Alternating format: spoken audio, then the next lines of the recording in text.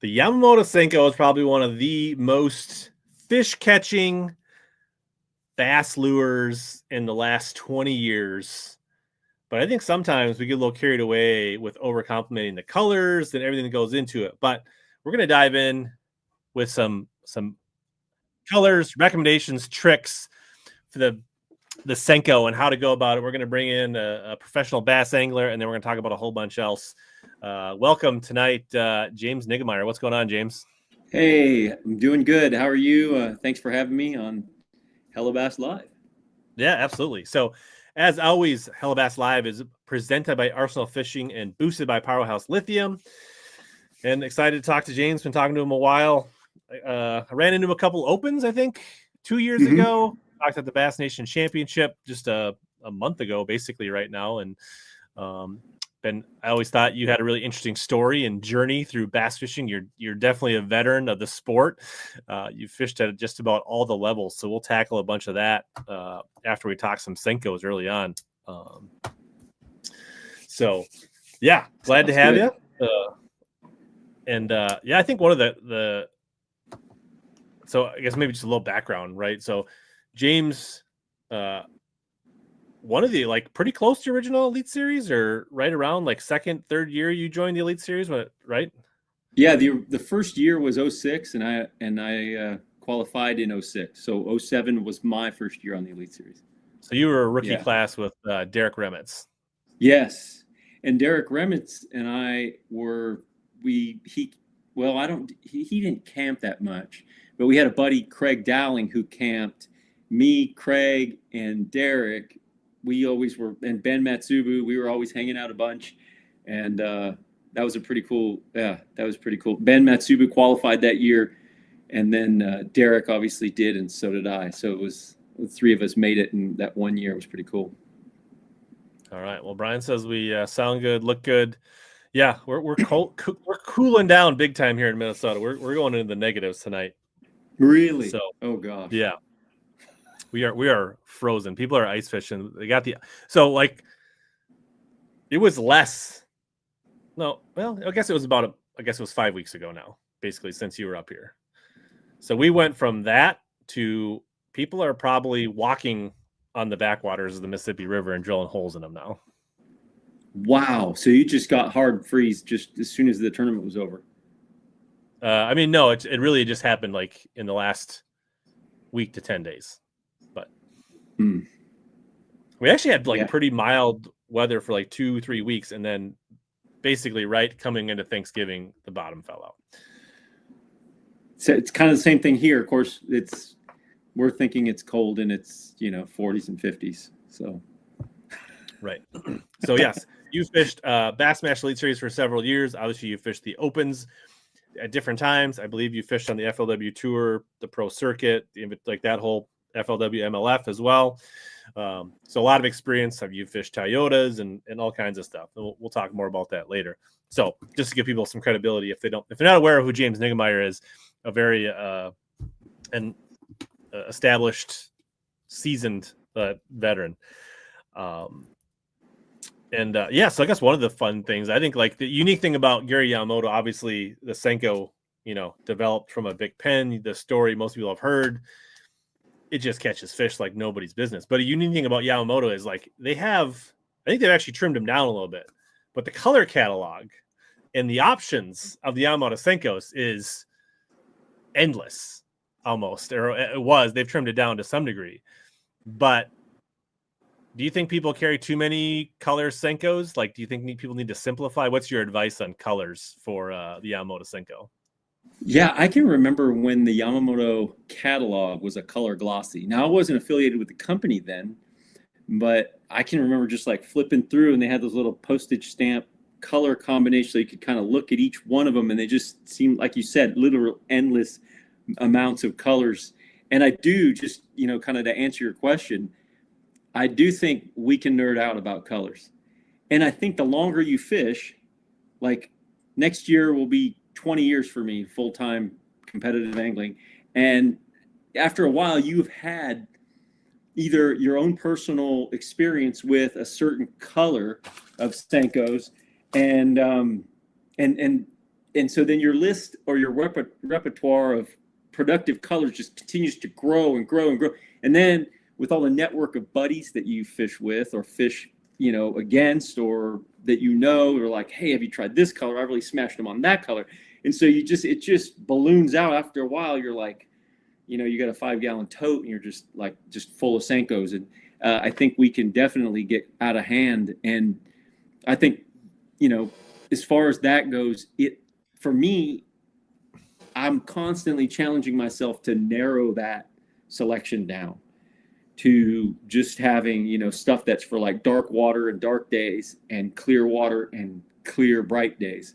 And then just having maybe a couple in each. But, you know, having fished so many of the tournament venues around the country, if you go to Florida, you've got Junebug.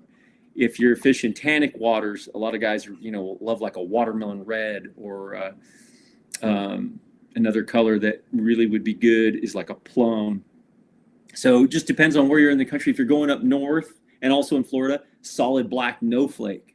So you just end up having all these different colors, and I think we can completely get out of control. And even though I like to keep my selection simple, I still have a lot of like, oh, when it gets like this, I want that. And I just keep them in the garage, or I keep them in a tote, which I carry with me on the road. And so if I'm faced with a certain condition, I can just dig through this box of Senkos and get my hands on what I think I actually need, which is all really just confidence, because you probably don't need them. You can probably make do with what you have, but man, nothing more powerful than an angler with confidence in the bait that he's throwing.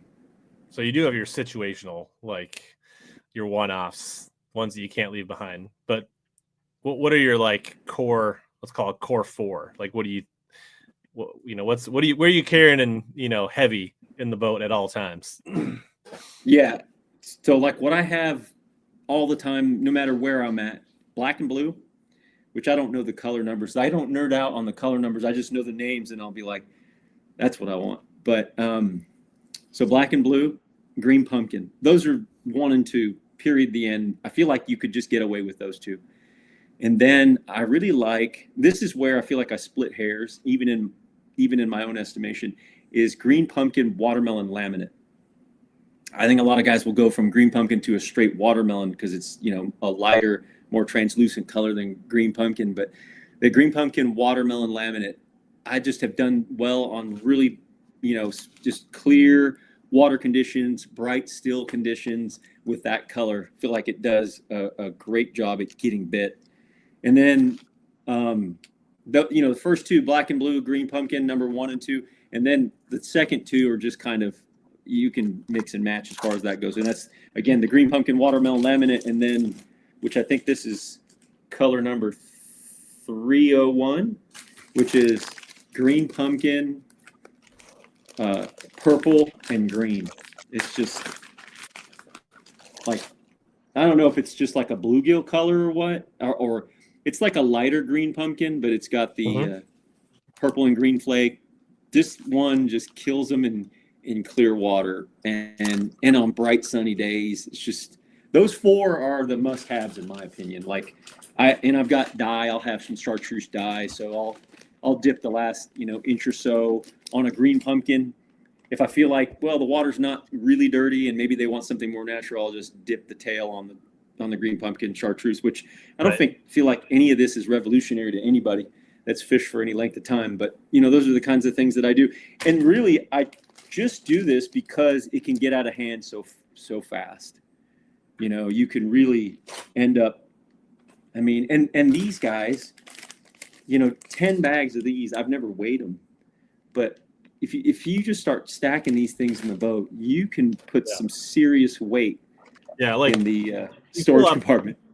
A bag like this, right? That's right. This arsenal bag of like stickworms, and like it's twice as heavy as a bag of craws or a bag of absolute, you know, swim jig trailers or anything else. That's, I mean, it's like the rest of the bags weigh 4 pounds. That bag weighs 8 pounds. Absolutely. And then there's no dead space. You know, like like you said, craw worms or something like that. There's space in between the baits. So these stack like cordwood, and so you can get them. Like, that's another thing I'll do is I'll put 2 or 3 bags in one bag, but I typically carry them in a, you know, in a tray. But Right. another thing that can get out of hand is because, and this is where I kind of wonder like how much it really helps, but it's enough so that I do it is I'll actually carry the 5-inch, which everyone carries, and then I'll carry a 6-inch for like when I want a bigger fish or a bigger bite, because you can just start going through the Senkos and catching the same size fish, and that's not helping you at all in tournament situation. So a bigger Senko is, you know, can be a deal. And then the other thing is if I'm fishing spotted bass fisheries or places where, you know, 12, 13 pounds is good, I want to have a 4-inch Senko. So now you just have 3 sizes times 4 different colors. I mean, that right there just gets ridiculous. Now I don't carry all those colors in the 4-inch and the 6-inch. I'll carry just 1 or 2. But I think what really could help me this year is they just launched a new color, black and blue laminated to green pumpkin, and I might be able to actually. It's like basically like the 1099 or the what is it? Yeah, 1099. I think that's a big bite. 1099 is big bites, but what the original one for Reaction Innovations was that Confusion? No. Why am I blanking? Somebody in the chat. A superbug is what Bissell calls it. Tramp stamp. Yes. Thank you, JP. Is that what it is? Yeah. Yeah. And so, yeah, I mean, I don't know. We can definitely get out of hand with the colors. And I mean, like in the chat, people have like, candy grass, green pumpkin, red fleck, watermelon cream laminates. I guess that's an interesting question. Do you ever get into like the more like obviously the green pumpkin watermelon laminate was one of the ones you talked about. Very subtle laminate, right? Super. It's a 2-tone, very natural. Yes. I think like one of my favorites, the Greenie Weenie, is basically that with fleck in it. It's basically watermelon green pumpkin with a little bit of fleck in it. What about like the baby bass or like the Sherberts or like the more bright, like I would say high contrast laminates like this cream? Do you ever dabble with those, or is there a situation that you think those play, or do you stay away from them? It's funny. I know that John Cox is a big proponent of baby bass, it seems like. And I know a lot of other guys love baby bass. But the baby bass accent is not a laminate. It's basically it's a single pour. It's more like the Yamamoto baby bass. But I was talking about more about the like the white, like the pearl like a with green the green back. Yeah. Like those more like contrasting, like sherbet, white pearl bellies, like where you have a high contrast. Do you dabble with those at all? No, I don't. I do throw chartreuse pepper, which is like, I mean, it basically looks just like, it's like that. It's bright. And there's, times around the spawn, I don't know why they just kind of lose their minds on those brighter colors, the shock colors like that. And in dirtier water, that chartreuse pepper is just awesome. But I don't think I do many of the strong laminates like you're talking about, watermelon cream or anything like that. I'm definitely not saying they don't work. The only one that I have had some success with that I actually kind of carried and kind of it's fallen out of favor with me is like a green pumpkin watermelon or green pumpkin chartreuse swirl or green pumpkin chartreuse laminate.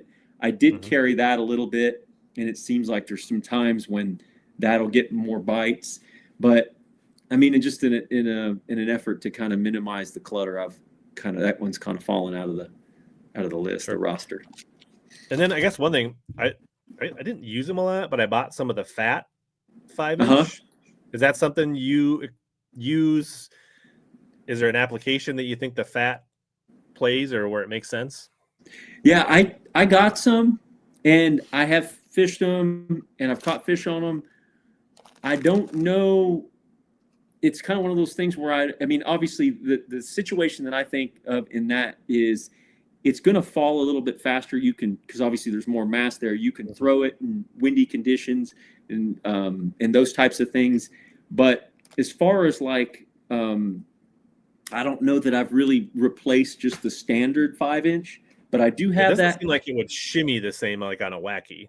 It actually does have a good shimmy to it. It's surprising.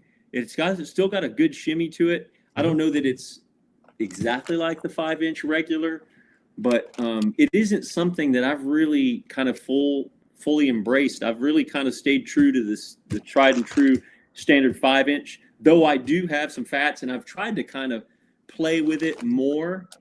But it seems like more often than not, when I'm on, if I'm in a tournament, I end up reaching back for the thing that I've had so much confidence in, and sometimes to my own detriment that way. But it's hard to add stuff when you've got so much.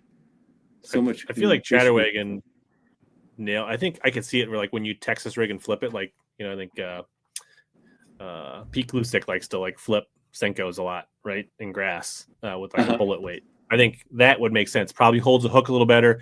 Probably get a few more fish out of each Senko. You got a little bigger profile. Probably could throw a lighter bullet sinker and still like get it, and then in wind, right? Like, so you could probably throw like a 3/16 ounce Texas rig, right, in wind and control it with a fat. So I think that could be an application for sure, or maybe even like a Carolina rig or things like that. Yeah, it's definitely going to put out more pressure waves. It is heavier, obviously. It's got more bulk to it. I feel like overall you're going to be able to throw it further in those windier conditions, and I think you'll have more resistance.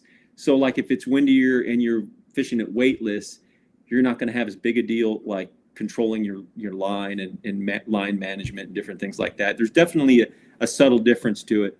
I think that for dirtier water and for trying to get a bigger bite, I feel like that's kind of a niche bait between the standard and a 6-inch, and you could also add that 5-inch fat in there. So Tennessee river bass, is it mainly when you're just looking for a bigger bite, when you're trying to weed out smaller bites when you use the 6-inch? Yeah, for me it is when I'm trying to upgrade. Yeah, if I've got a 5 fish, or getting a bite's not a big deal, then definitely I'm going to want to, go up to that 6-inch to try to get a bigger bite. But also if I'm in a place where, man, 12, 13 pounds is just not going to do it, then maybe you want to start with that 6-inch to try to get the right size. Because if you're going to get a lot of bites in the course of a day, you just want to kind of weed through those little ones just by making an adjustment in size. It definitely makes a difference. Maybe I should have been throwing that in the cross. Yeah, maybe that's what I should have been throwing. You did great at lacrosse. I should have threw that more. We both could have used more 3-pounders. Yeah. Well, Clint Perry, thanks for gifting a membership. It looks like Little Rich got a gifted membership. So thank you, Clint Perry, for that. That's awesome. 'Tis the season to give. Pay it forward. So I guess you kind of touched on the storage. You like to lay your Senkos out in like Plano style 3,700 boxes, or do you like to keep them in bags? Or I do. I like to keep them in the Bass Pro's got those boxes. It's got 4 latches, and it has that rubber gusset or grommet, whatever you want to call it, to keep the water out. Because there's so much salt in these that I feel like it just pulls water to it. So if there's any humidity, I'm trying to keep that out of, or any moisture in the rod box, or if it's just, down in Texas, there's a lot of humidity down here. So I feel like that does a great job of keeping the bait straight, but then also keeping the moisture out of it. And you and there's something out of the bag, store them in the trays. Yeah, at one point, before I used the ones that had the rubber grommet to keep the water out, I was using the double-decker ones. And then I would just literally put as many as I could stuff in a bag, and then put that in one of those double-decker trays and have them like that. But I feel like it just takes another step, takes too much time. So I just put them in those trays. And I think you can probably put about 15 or so in one tray. And if I'm on a good bite, then I'll just grab a couple bags and throw those in the boat too, to make sure I don't run out. Or maybe the specialty ones that rotate in and out of the boat, those probably stay in the bags. Yes, those definitely do stay in the bags. But yeah, if I know I'm gonna, if I feel like I'm gonna catch a lot of fish, and on a certain color, I'm definitely going to grab a couple extra bags and throw them in the boat. Yeah. So I assume like June bug in Florida is one of those specialty where you, can you give us a couple other nuggets of situations where you like certain colors? Plum is another good one for Florida and a lot of the southern states. I mean, even here in Texas, which plum is like it's just like the plum worm that everyone throws, like a big worm on ledges, same color, but in a Senko. All the southern states seem like that plum is awesome. And then the one that, this is kind of where you start to nerd out. The one that I've done well with too is black and blue laminate, solid black, solid blue, no flake, just black and blue laminate. That one's good. I've also done good with the black and blue laminate with a solid blue tail, like the last inch is made that way, like a solid blue tail with blue flake in it. And you start to wonder, like, really, does this even matter? But there's times when I just feel like they actually want that color. It's kind of bizarre. And yeah, definitely up north, solid black. Yeah, that's it. I had some guys when I was fishing a regional on Gunnersville that were just swearing up and down that color in April that year was like the deal. Like you had to have it. You had to have it. Like they just. Yeah. And then I've got this bag routing around my boat for the last 7 years that I've barely thrown it. Yeah.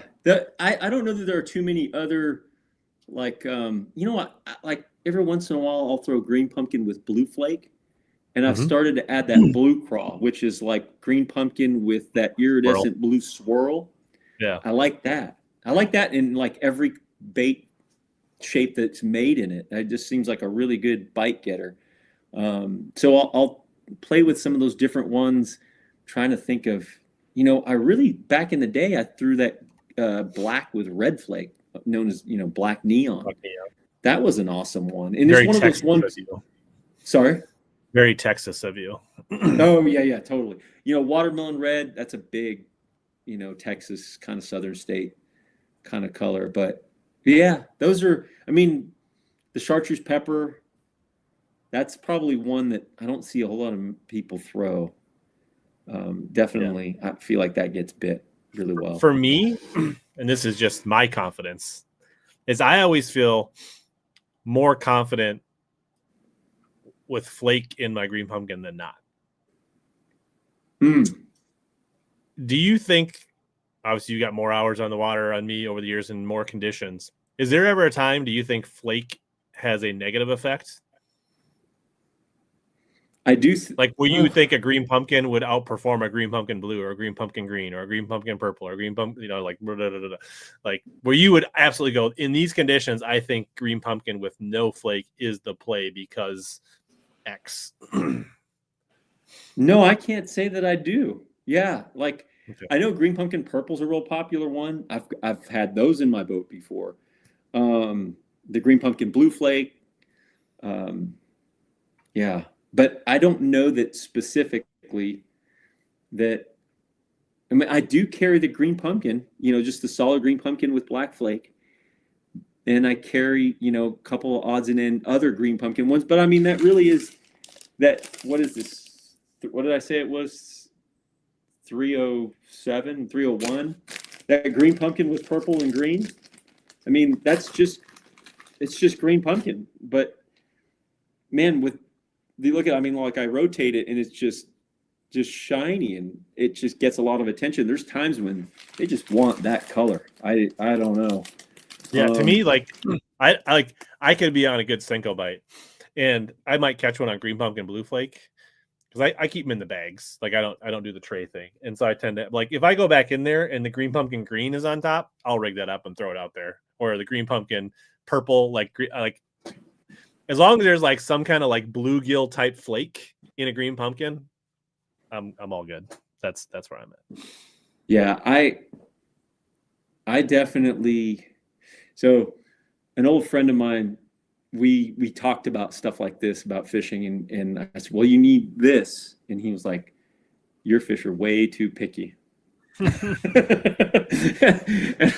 And I had to think about it for a minute because I'm like, I probably give them way too much credit, because I think I got to have the exact right thing. It's blows me away how many times you're in weigh-in line and guys like, well, man, all I could get bit was on black and blue. And you talk to the next guy and he's like, all I could get bit on was on straight watermelon, But yeah. All right. Here's a fun one. This is a quick hitter. Like you've been used, obviously, like you've had different companies worked with, but you've probably been throwing Senkos for all those 20 years to some degree, right? Like, is there any difference in your mind in the new branded bags versus the old branded bags as far as the actual Senko and the salt and like all that inside of them? I think there's absolutely no difference whatsoever. And I've actually, I've got some story behind that as well. But the first time that I fished a Senko, I'm originally from California, and I flew out. My dad had a business associate that had a house on Lake Fork, and he's like, come out, fish with me. And Yamamoto had a store in Mineola, which is on the very kind of south end of the lake. And we drove over there, and he got like, I don't know, 10, 15 bags of watermelon black flake Senkos. And we absolutely smashed them. And this was like 1997. And I was like, oh my gosh, this bait's amazing. I don't think I've seen any difference whatsoever since then till now. I feel like they're just as loaded with salt as they were then as they are now.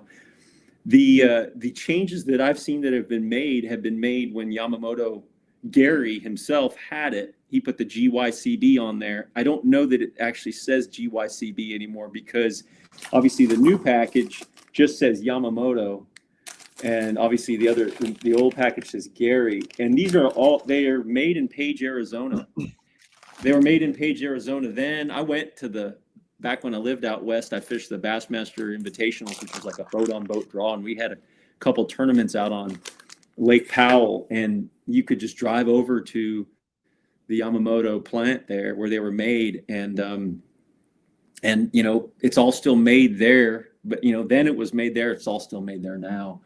My understanding is there's not a single change. I've talked to the people at GSM, and they said there's not been one change to it other than the packaging. As far as the formulation of this plastic and how they're made. Because I guess the ones I have in the new bag still say GYC. Do they still say GYCB? This bag does, anyways.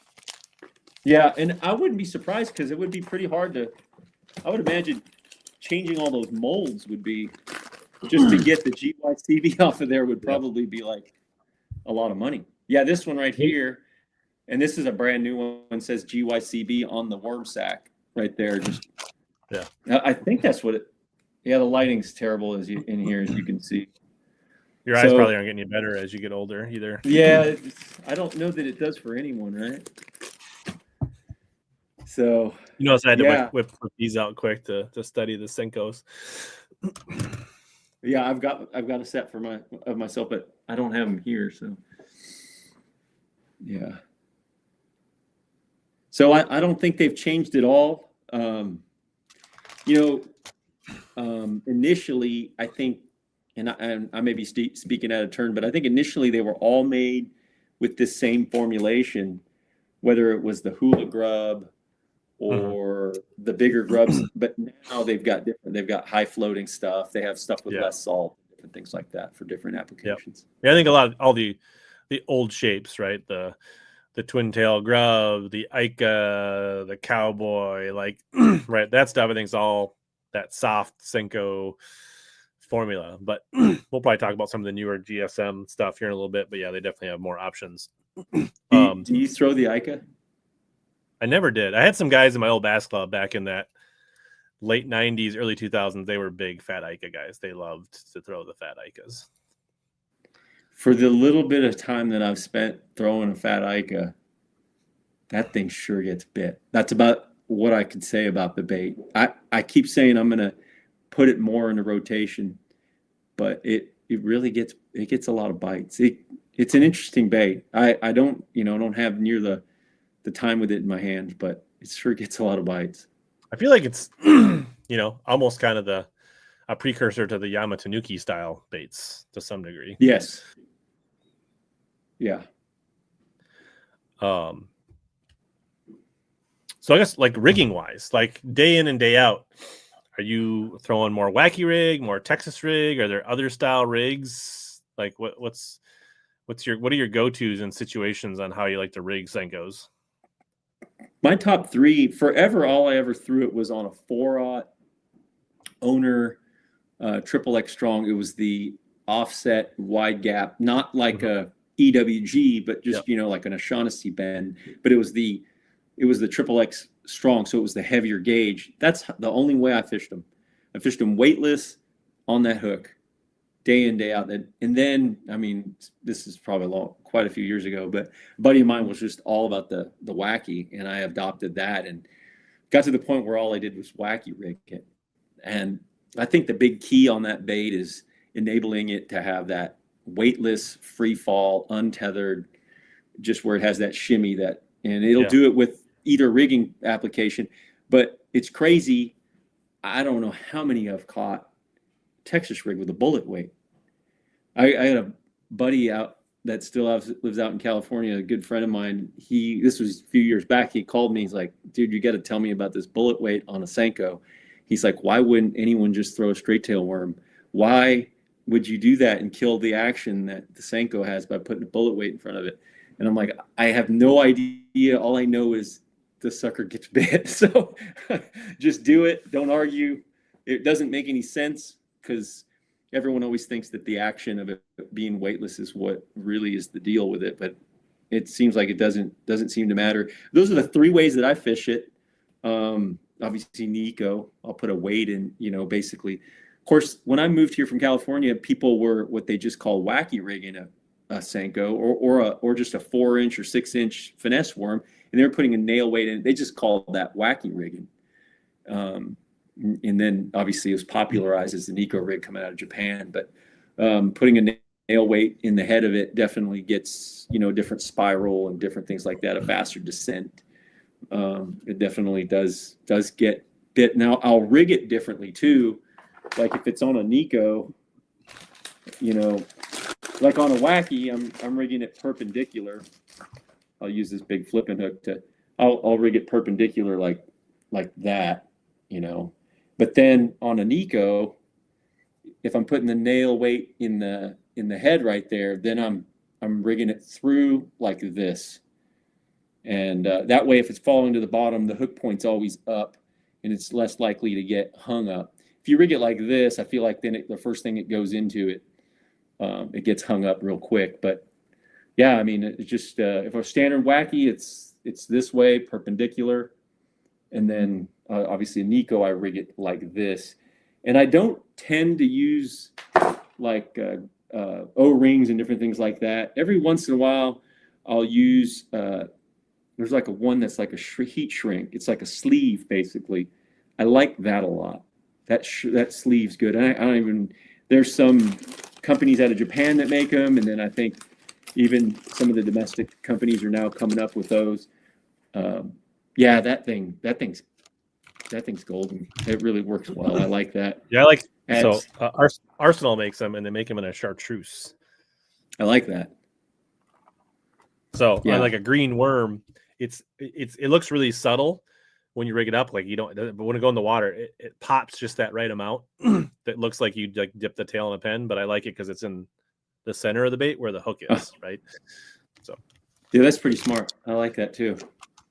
But I do like those sleeves. I like that better than an O-ring personally. Yeah, I like the sleeve because then I can continue to hook it perpendicular like you do, right? Like that's you go through the Yeah.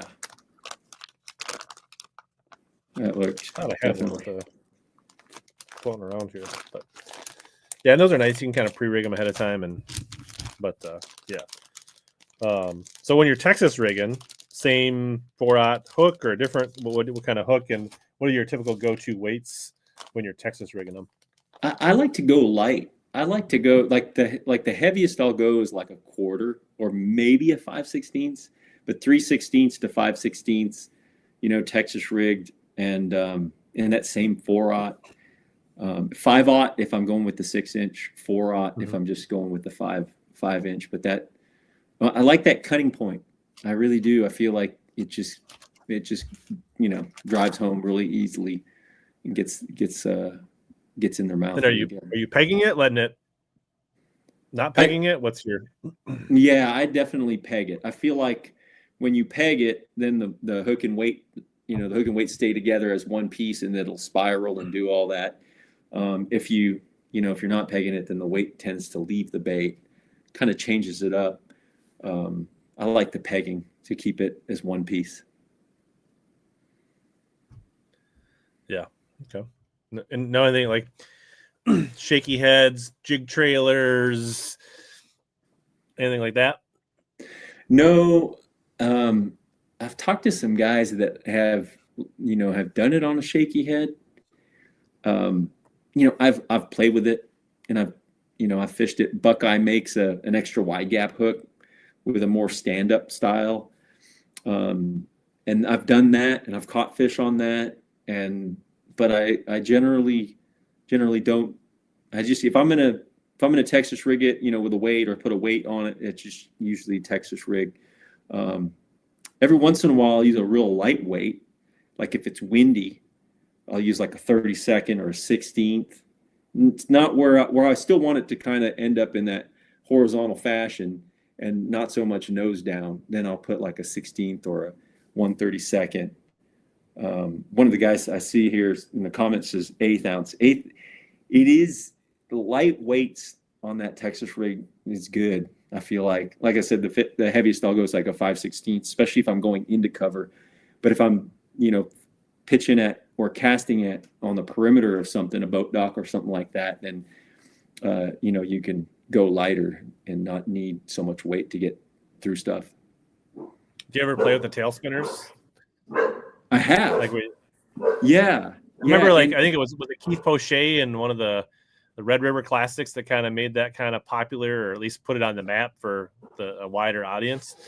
Yeah, great memory. Yeah, that's the time when there was some guys doing it around a little bit, I think, prior to that, and then he kind of just, he put it on the map as far as exposing it to the world. But yes, I generally throw that like that late summer and then through the fall. I know he was fishing, it was obviously a spring classic in March. And so he was, doing it around bedding fish. And I can see that as an application for, dirtier water. But I like it when there's more bait in the water. I feel like just that flash of that I use a little willow leaf with that corkscrew setup and a little small barrel swivel. And it definitely does get bit. I remember the first time, I'd thrown it several times, but I remember the first time that I really was like, it's absolutely what they want. I was fishing again on the Red River, and it was an open, and it was back when we had coes, and we were fishing just this little backwater bayou, and we were flipping all these targets. There's just a million of them, and this guy with me was flipping a Senko no weight with that little tail spinner on there. I mean, I think he was getting bites 2 to 1 on me. It was what they wanted. And he was fishing behind me too. So it really kind of showed me the value of having that little tail spinner on there. Kind of forgot all about that when you asked me any special, rigging. That's what they were probably eating on the river. That's what we should have been. I bet you would have smashed him in lacrosse on that little bait they were eating. Man. Yeah, there was some little bitty bait. Yeah. I was actually just editing my video today, and actually, day 2, I hooked a little emerald shiner like that on a little lipless up shallow. Uh-huh. Yeah, it definitely seems like in the fall that thing really gets strong. At least down here in the South, definitely in Texas, it seems to make a big play. And I do quite a bit of guide trips, or I'm doing more and more guiding again, and definitely it's something that I reach for in the fall. Yeah, cool. Rigging it through grass. I assume that's when you pretty much alternate between weightless Texas rig and a light Texas rig, bullet weight.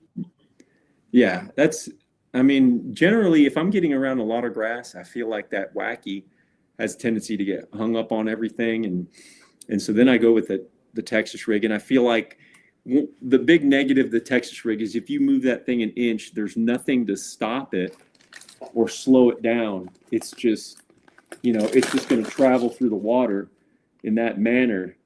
And with no weight, you'll lift it up and it might move a whole foot, move away from the fish. The fish, if it's not aggressive, is not going to go after it. So that's why the wacky's so, important. I feel like it slows it down as you're bringing it through the water.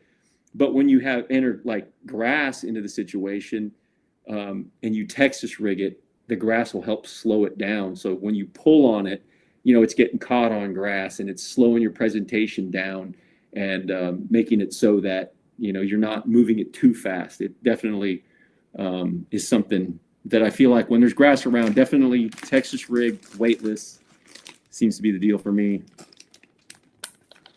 Matt asks, have you tried any of the core tackle wacky weighted hooks at all?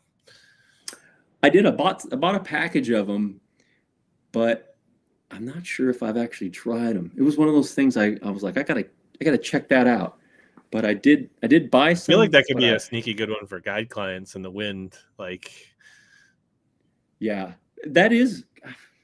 I totally forgot. I used the weighted wackies with the little bitty jig head, the 16th, the 32nd, inchy wacky heads. Yes, especially in that situation, like it's blowing, and they're on beds. And you're moving it too fast. And another thing is throwing a lot of spinning gear. You need a little lightweight. Gosh, I can't believe I forgot.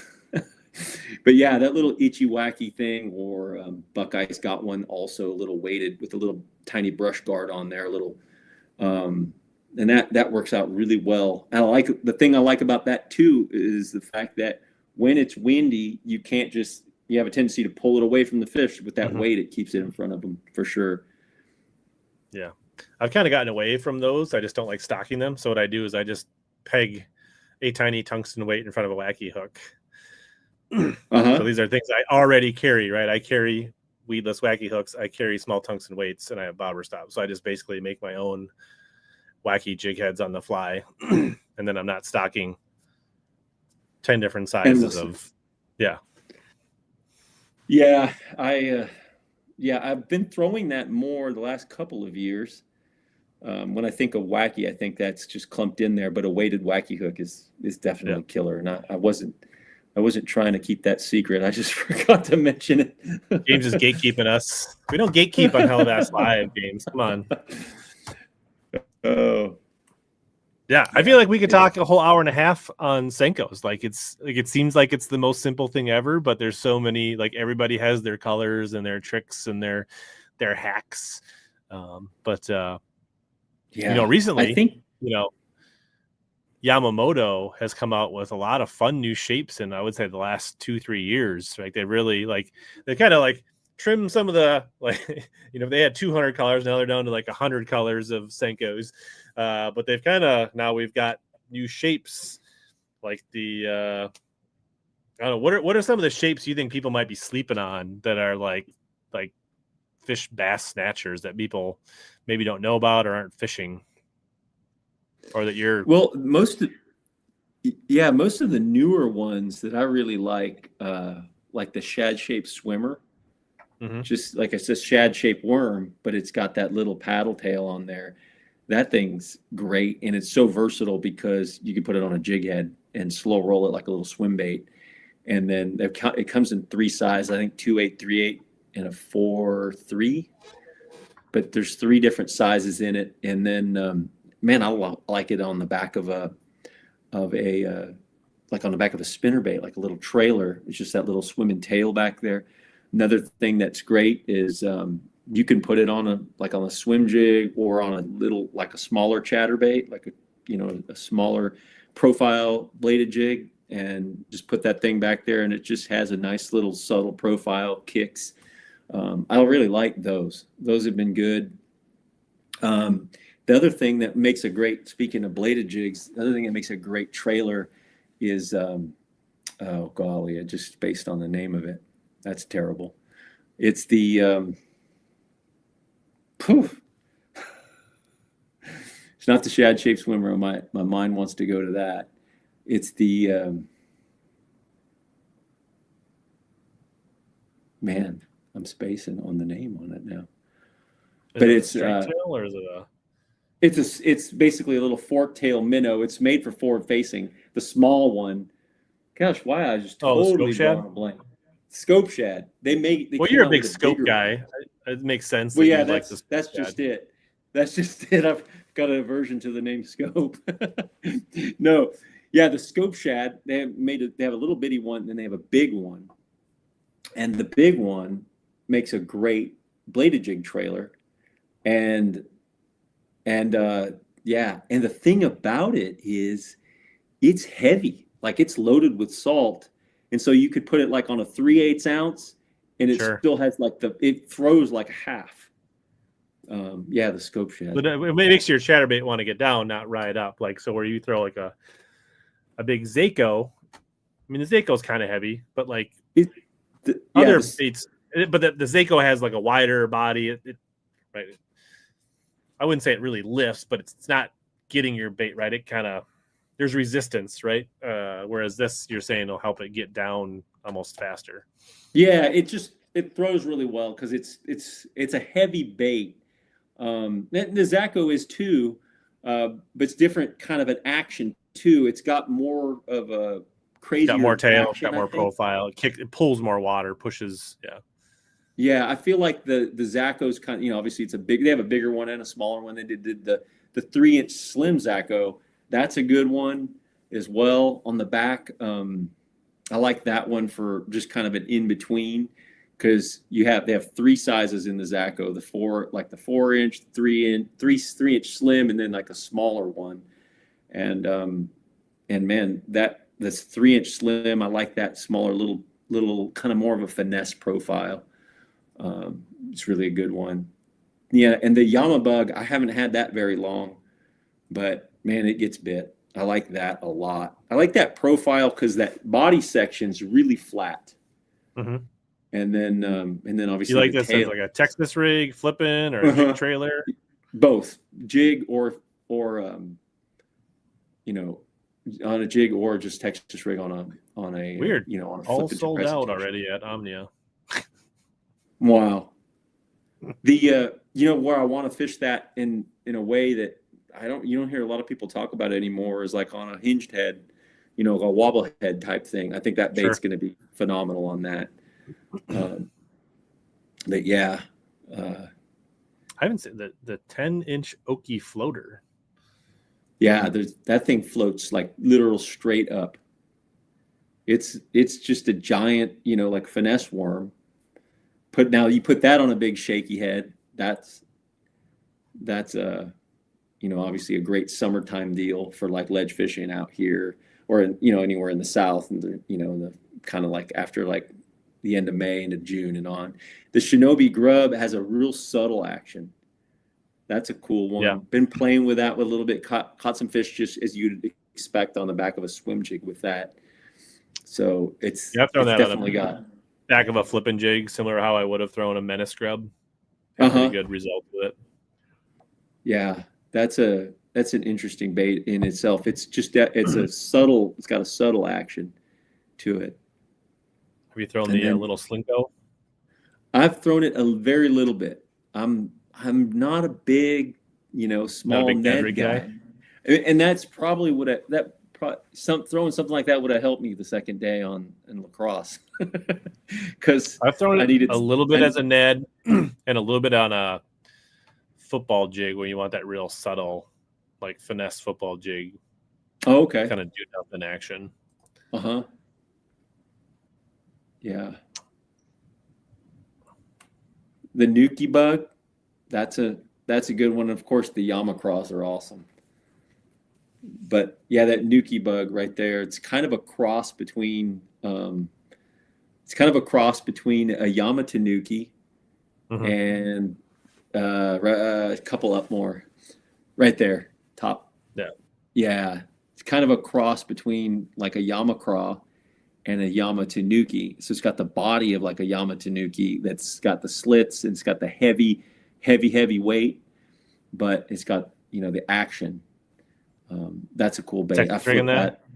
Yeah, Texas rigging that. That's kind of the only way that I've fished it. I haven't fished it much on the back of a jig at all. But yeah, the one I had Tyler Williams on last year, and he absolutely loves the flapping hog. It's just a big jig trailer, like just big mop jig, big bulky. Like that's all Tyler Williams throws is like a 3/4 ounce jig with a flapping hog on it. yeah, he's definitely popularized that. You know, I like throwing the flapping hog even like on a little small bell finesse jig. Like I'll just kind of cut off like a, maybe 3/8 of an inch or ½ inch off the front of it and just thread it on to the back of a finesse jig. Works great on a finesse jig. The thing I like about that too is, if you've got a lightweight finesse jig and you have that big flapping hog on there, that adds more weight too because it has that salt in there.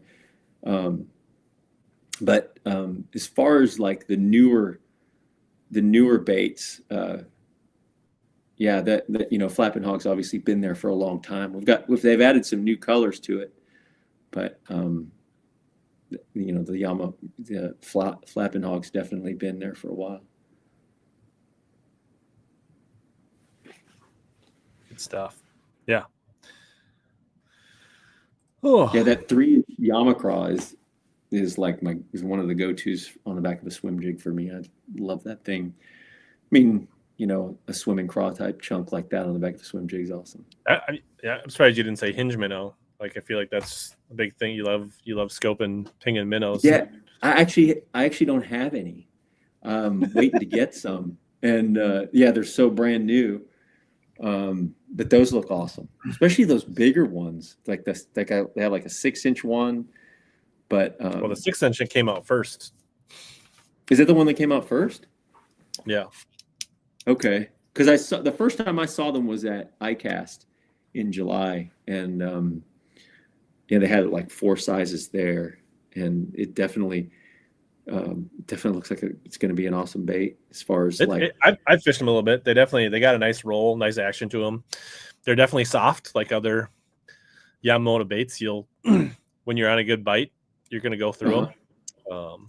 But yeah, no, they roll really easy. So yeah, I recently ordered some. I still haven't gotten them. But, Jake Lawrence isn't sharing with you or what? No. That was kind of an interesting deal. Some of the guys got their hands on some right out of the gates and did well with them really quickly. So that was pretty cool. The swimming Senko's a great one. I like that just on a Texas rig, just like a light, like a 1/8 ounce or 3/16 ounce, something like that. And then also with the swimming Senko, the speed Senko, and those two just kind of go hand in hand, kind of similar approach. But I do like the swimming Senko. I feel like that thing gets overlooked a lot. Cool. All right. We're going to shift gears here. We're going to take a 1-minute break. We're going to come back and talk about what James is doing next year. You may have seen his name on some tournament lists. And so there's kind of been a pivot in James's tournaments this year. So we'll come back in 1 minute and talk about that. Are you ready to reel in your next home purchase or refinance? Supreme Lending's Dream Team can help guide you through the entire mortgage process, from pre-qualification to closing. We have a wide variety of home loan programs in our tackle box, including down payment assistance and first-time homebuyer options. You can ask HellaBass. He trusted us to help finance his home. Contact the Dream Team today by searching Supreme Lending Dream Team or click the link below in the description or scan the QR code on your screen.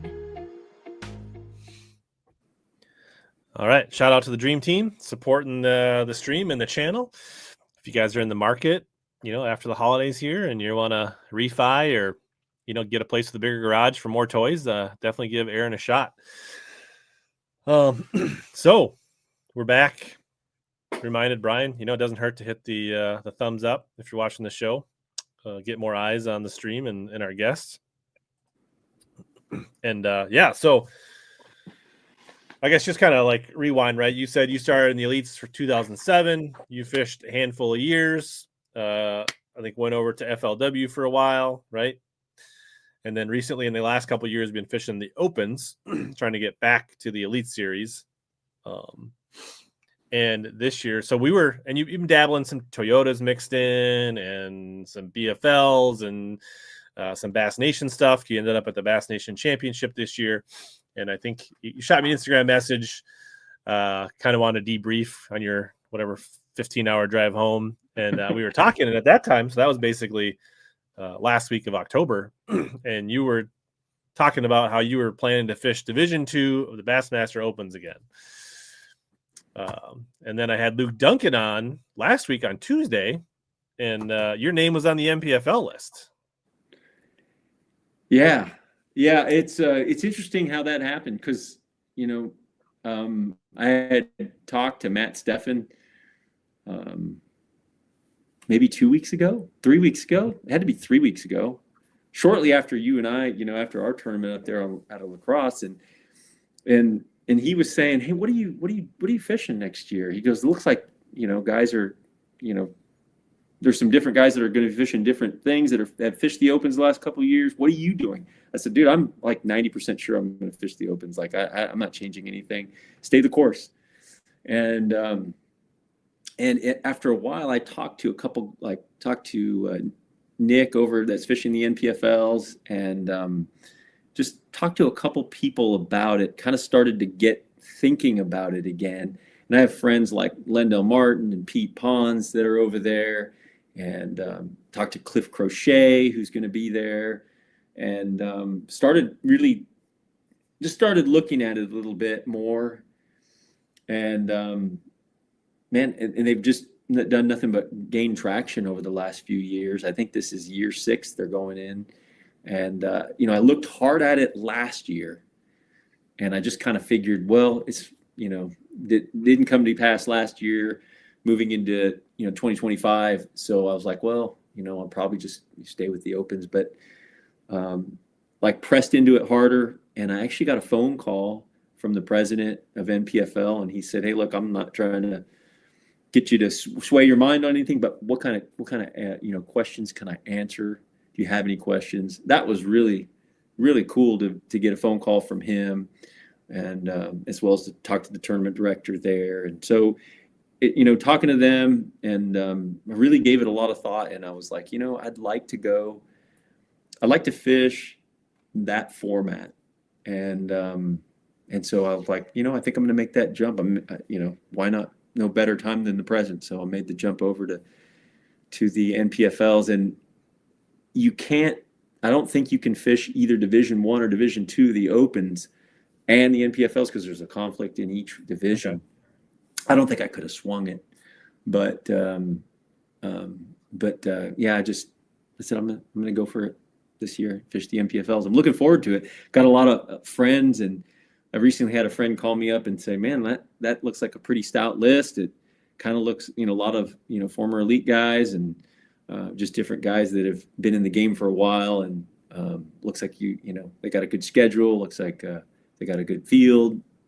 He said he thought if I would have told him sooner, he said I would have probably joined you, but you didn't tell anyone at the last second. So it was kind of a last second deal, and it just kind of came together just in the last little bit, couple weeks here, 3 weeks now, I guess, 2-3 weeks. Nice. Yeah. Chatterwin says James may be the reason he started to love the sport. So. Oh man, I appreciate that. That's super kind. Yeah. Matt says he thinks MPFL will be a great fit. Another reason to watch it. He said he got a chance to talk to you after fishing a day at the tanks and one of the opens. Yeah. Oh, and that's awful nice. Yeah. Yeah, I think that's cool. I think, like you said, like we talked about it, you obviously have front facing, you use it because you kind of see it as a necessary evil, I think is a good way how you portray in current climate. So this will allow you to kind of fish, I don't know, maybe more free and not have to be thinking about should you be doing something else. You can kind of trust your instincts, and win, lose, or draw, it's one less thing, and you can probably have more fun not second guessing yourself on what you want to be doing. Yeah, I mean, I think that you're constantly thinking I know what I want to do, and then there's this is probably what you should do or what you think you need to do. And really, it's kind of like going back to these Senkos in a lot of ways. Over the years, I've caught a lot of fish on a lot of different colors of Senkos, but I have this core group of Senkos that I fish mainly because I've had the most success on that. And when you think about tournament fishing, when you've been in the game for quite a few years, you have more of your history and your success has been done in a certain manner.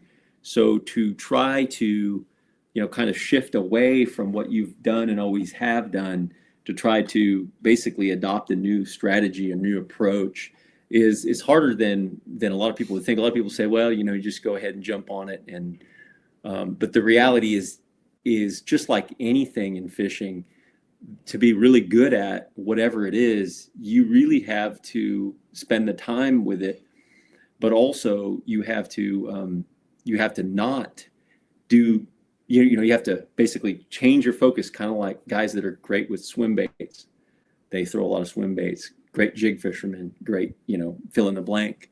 Those guys are really good because they spend the majority of their time doing something to be competitive in that genre. It's definitely more of a challenge if you're not willing to make that commitment. Yeah, absolutely. So it should be fun to watch. Are you sprinkling anything else in on top of the MPL? Any nation qualifiers, any Toyotas, anything like that? There's a conflict on the nation qualifier. I looked at some of the other ones that are, further away from home. I wanted to do that one on Toledo Bend. It's a great time to be there, but unfortunately it's not going to work out. I'm probably going to fish some of the federation around the house and just in the state federation events. There's a great bunch of guys there. Enjoy fishing with those guys, and probably do some of those. And that's probably going to be it. That, along with the guide service, it'll probably be take all the time that I've got there. So you're gonna use some of that time to do more guiding then? Yeah, guiding, but then that's the federation events, and then working for sponsors and so on and so forth. So yeah, so just can people randomly hook up and book up with guiding, or do you have specialty, or what? I guess what's your guide platform? Yeah, I just I've got a website. It's jamesniggemeyer.com, and there you can reach me through there via email, and that's probably the best way if somebody's interested in looking at hiring me for a guide service for a day on the water, specifically on Lake Fork, though I do fish other area lakes like Palestine or Tawakoni.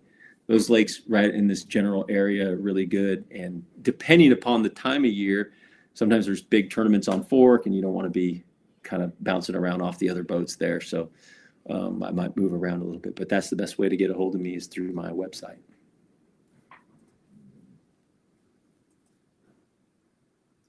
So people can, that's not what we wanted. There we go. And you can also, you got guiding, coaching. And you can contact, reach out on Instagram. You can get your Niggemeyer fishing merch here. Yep. Yeah. Also, I forgot to say, you can DM me on Instagram or Facebook. Those are all great ways to get a hold of me.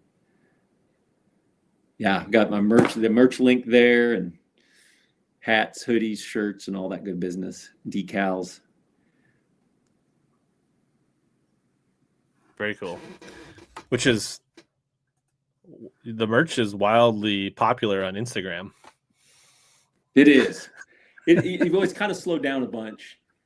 For a while there, it was really popular, and was selling quite a bit of stuff. And the guys over at DeVille Originals are producing the hats, shirts, hoodies, decals, and all that. And I didn't know how to even make that possible. I had a bunch of people saying, "Hey, I'd like to buy one of your jerseys." And so a bunch of friends were like, "You need to come out with a jersey and just sell it." And I'm like, "Well, I don't know. It's going to be exorbitant if I'm actually reproducing in Jersey.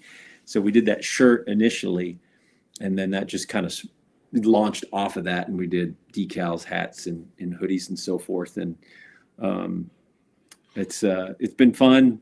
Met some people like at a Bass Pro Shops that, you know, a Meet the Pros event or something like that. Meet a lot of people that are coming across through social media that are fans of the merch and different things like that. So it's been interesting. I feel like I've met just a more wide reach of people the last year or so that maybe aren't really into fishing, and you know, just through social media, it's amazing the reach that you can get just out there, you know, on social media. It's pretty cool. Yeah, it's interesting. Like, your name has triggered a viral moments on Instagram in a way you probably didn't ever imagine. No, the comment section on James's post on Instagram can be quite wild at times. Let's just put it that way. It doesn't happen on like Facebook or YouTube or to anywhere. Like, it's just that audience on Instagram is I don't know. It's interesting. Yeah, it's just predominantly Instagram. You're right. It's a wild dynamic. It is. Instagram's an interesting animal for sure. Yeah. We'll highlight James runs a YouTube channel. He does a lot of kind of the stuff we talked about tonight. A lot of his videos are very, I won't call them meat and potatoes, like tips, tricks, talking about products, you know, very practical fishing solutions, concepts, things like that are, you know, very helpful. So, I mean, if you enjoyed listening to James tonight, there's a whole lot more of content he's put out there. He's got, you know, hundreds and hundreds of videos. So I definitely encourage people to check that out.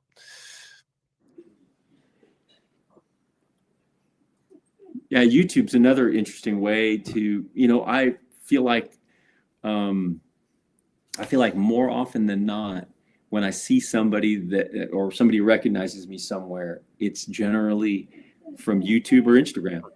It's, you know, you think that after almost 20 years of, you know, fishing as a pro angler, that the majority of the people would know you from that.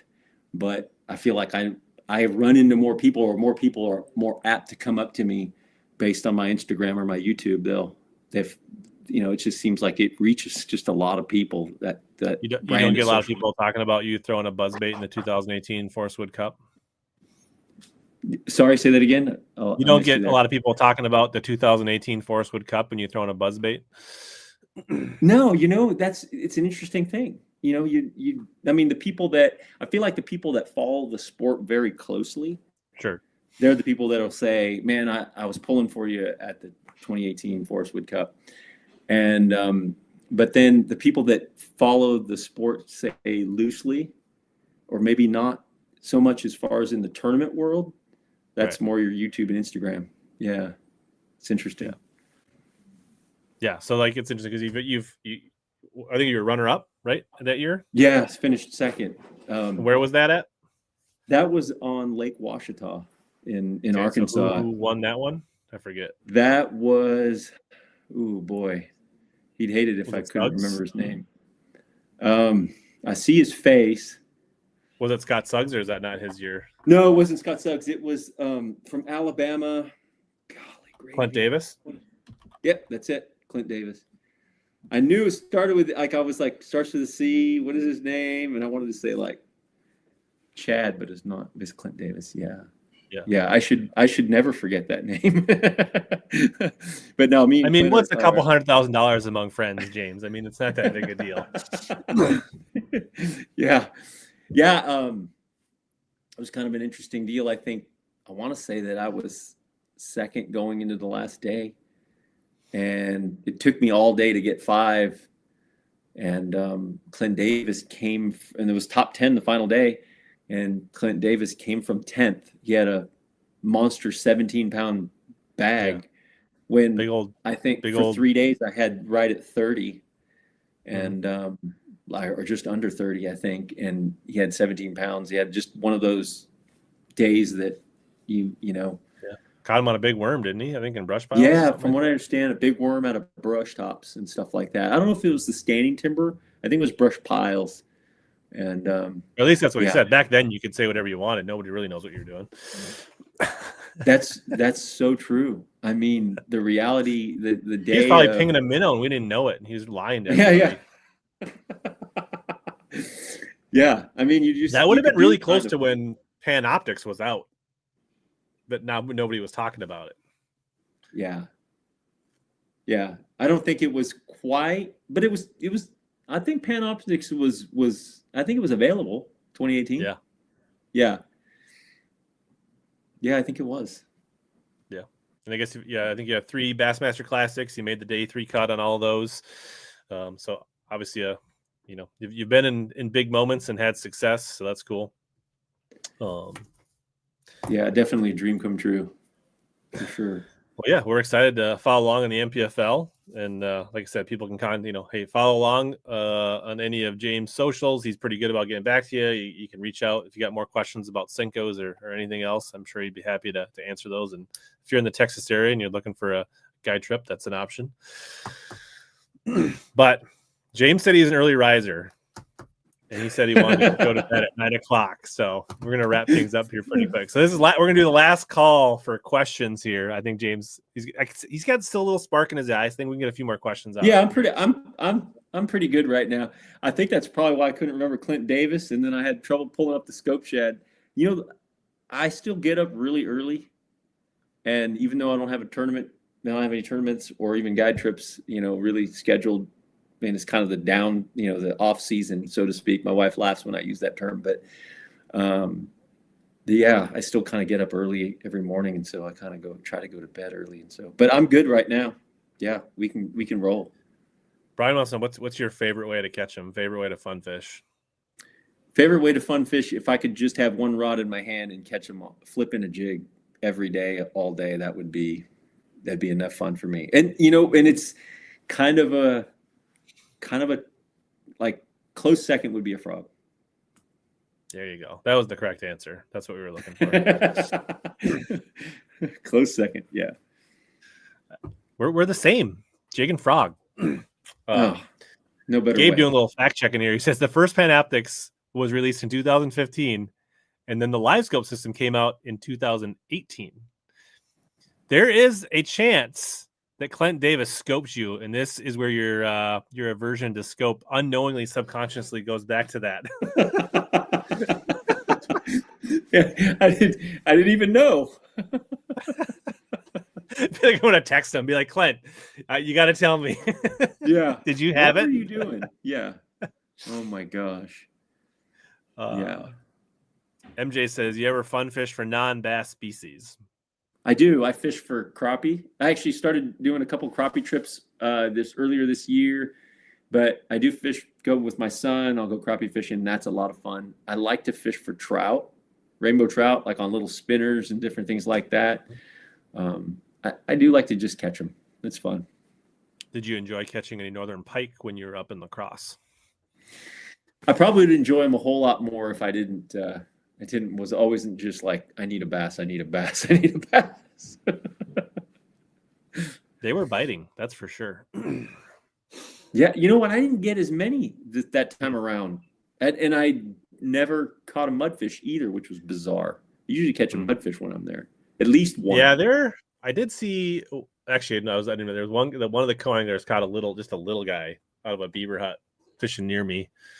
But that's the only one I saw all week. Definitely caught some nice drum, pike, a few walleyes. AJ says James is genuinely one of the nicest guys he's met in the fishing industry. And AJ, do you buy some AJ's crankbaits? No. Well, he is a master painter. It's Horseshoe amazing Custom. the artwork that he does. It's awesome. It is AJ's birthday. Would you like to wish him a happy birthday, James? Happy birthday, AJ. Yeah, he's painted a bunch of stuff for me over the years. Some custom stuff that he does. It's awesome. Yeah, so appreciate it, AJ. The wart I was throwing, an OG wart in La Crosse that I caught a kicker smallie each of the first 2 days. You can see it's got some teeth marks on it, and his Nebraska craw. Battle scars. So my kicker smallie each day came on a bait painted by AJ. What do they call it? Is there a specific name for that color? This is his Nebraska craw. Oh, yeah. Nebraska craw. Okay.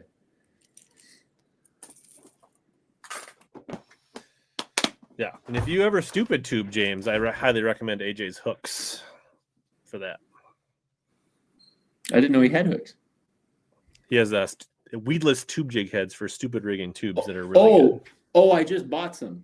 Like literally, like before I left for lacrosse, I said I want to try your stupid tube hook, and I got some. Yeah, I bought some. I got my limit filled with those on day 3 in the short fog day. So, did you really? Yeah. Yeah, I've never thrown one, and I saw that he made them, and I bought some from him. Yeah. So. Yeah. Anybody else have any questions for James? He's got to get up early and take the dog for a run and do all that stuff in the morning. How's the pup doing? Right? You've had the pup for, I don't know, maybe a year now, or no? He's or she's been with us. She's about more than that? 7 months, maybe 8, or maybe approaching 8 months. Yeah, that wasn't way. Yeah, she's getting big. I feel like it was last summer when she showed up on your socials. Yeah. No, actually, or this spring. This spring. I meant. Yeah, this spring. Early this year. This spring. Yep. Yeah, she's like 40 pounds now. Yeah. Cool. All right. Well, it feels like we hit a spot. We're at 9:00. People. Favorite gas station. This is a. You seem like a Buc-ee's guy. I don't know. It's got to be Buc-ee's. Of course, you don't go it's always off the interstate. So, and they're far and few between. But yeah, Buc-ee's are awesome. The thing about Buc-ee's is, I like a quick trip too. Those are good, and a QT. I think it's also a quick trip. Those 3 are the ones right there. I think as far as Taylor's up in Iowa, so he's kind of not super far from lacrosse. So he's in the land of quick trip he's Quick Star, which is also a quick trip, and then but also Casey's are popular up here. But okay.